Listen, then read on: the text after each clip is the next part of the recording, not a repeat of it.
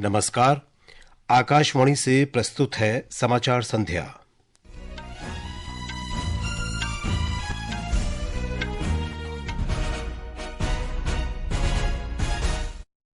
प्रधानमंत्री नरेंद्र मोदी ने कहा, महाराष्ट्र में महायुति सरकार ने मराठवाड़ा क्षेत्र के विकास के लिए लगातार काम किया।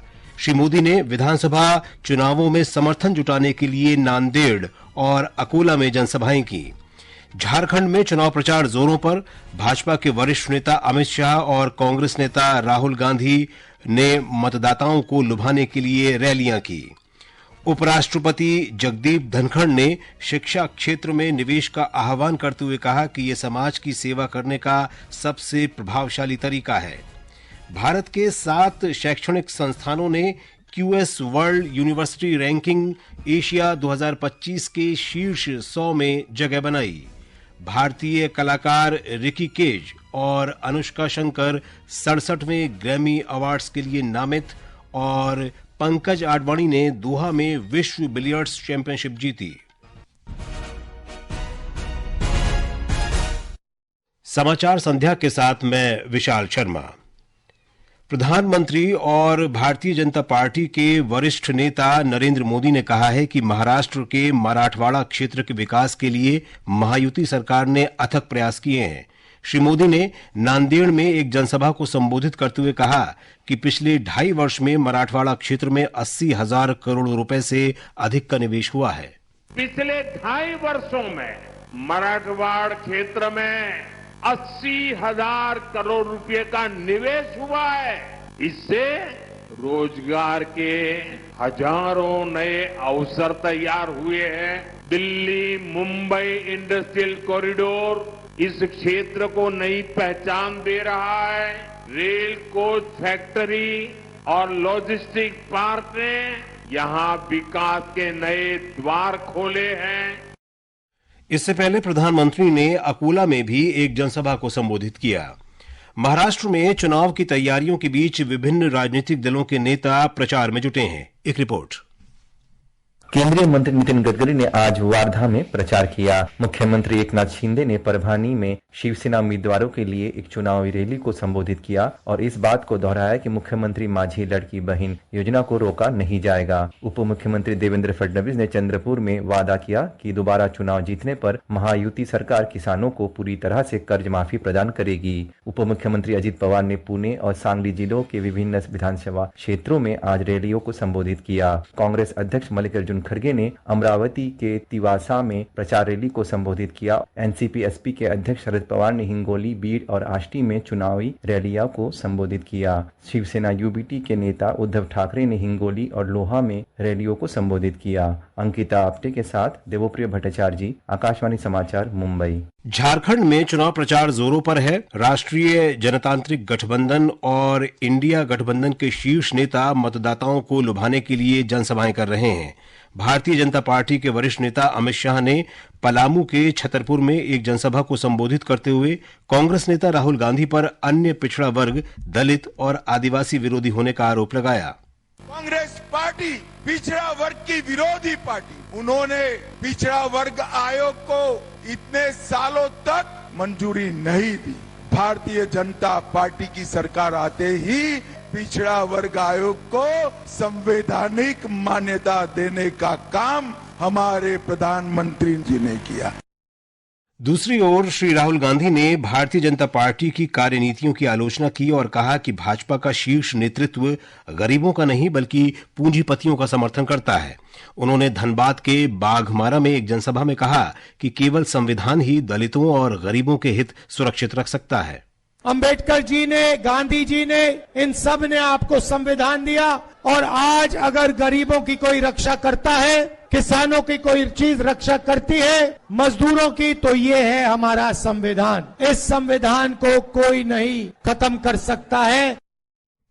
झारखंड मुक्ति मोर्चा के नेता और मुख्यमंत्री हेमंत सोरेन ने भारतीय जनता पार्टी की निंदा की और कहा कि उनकी सरकार ने राज्य के समग्र विकास के लिए बहुत काम किया है।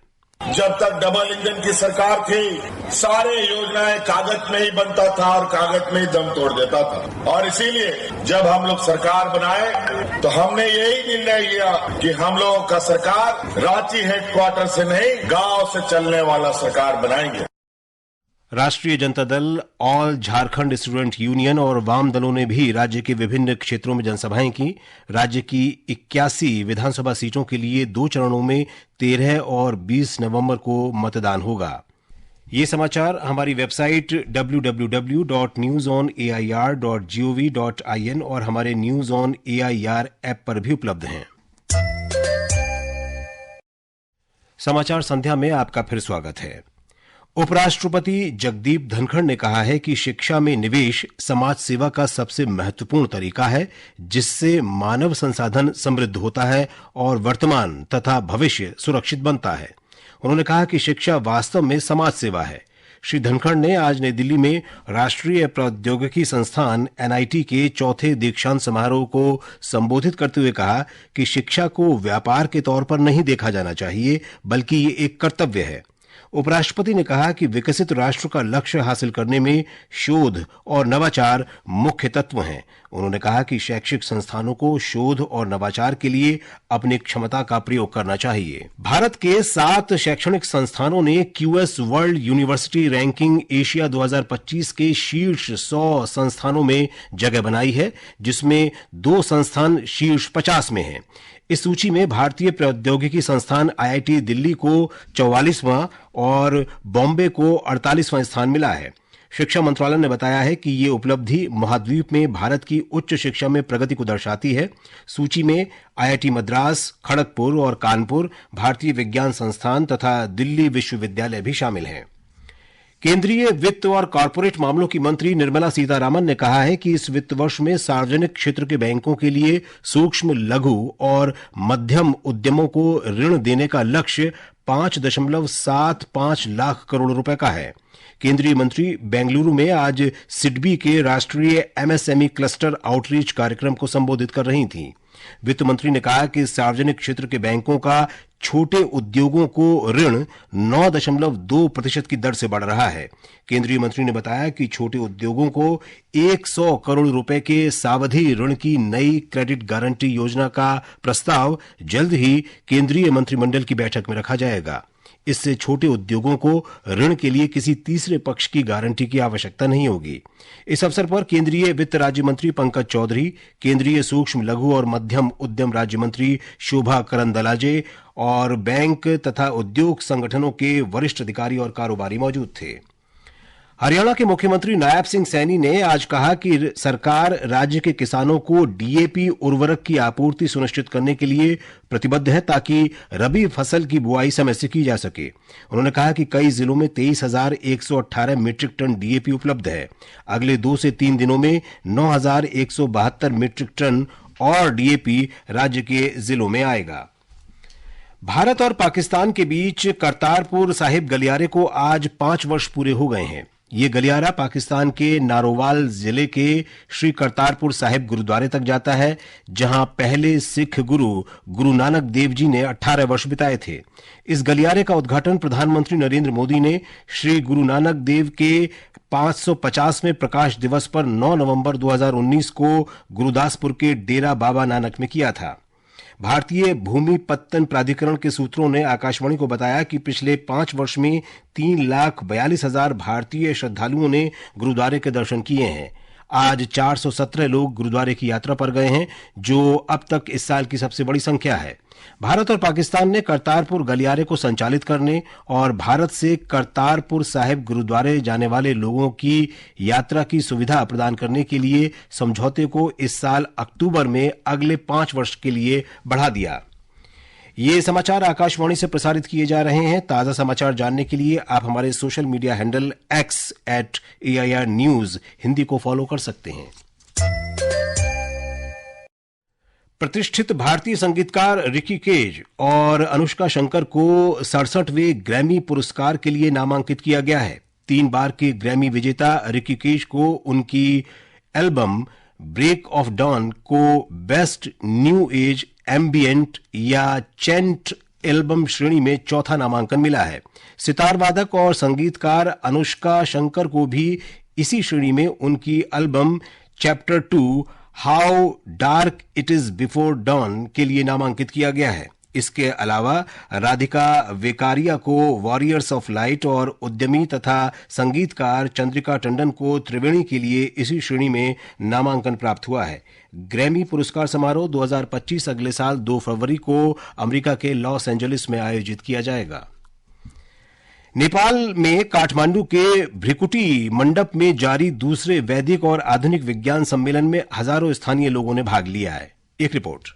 वैदिक एवं आधुनिक विज्ञान सम्मेलन में विभिन्न देशों के 70 से अधिक विशेषज्ञों और प्रतिनिधियों ने भाग लिया और आधुनिक विज्ञान के साथ प्राचीन वैदिक ज्ञान की प्रासंगिकता पर प्रकाश डाला। सम्मेलन में वक्ताओं ने इस बात पर जोर दिया कि योग, यज्ञ और ध्यान के माध्यम से विश्व शांति, समृद्धि और विकास प्राप्त किया जा सकता है। इस मेले और प्रदर्शनी में जैविक और प्राकृतिक कृषि उत्पादों के 50 से अधिक स्टॉल हैं। इस आयोजन से नेपाल के जैविक और प्राकृतिक कृषि उत्पादों को घरेलू और अंतर्राष्ट्रीय बाजारों तक पहुंचने में मदद मिलने की उम्मीद है। काठमांडू से श्वेता सिंह की रिपोर्ट के साथ समाचार कक्ष से सरफिरोजी।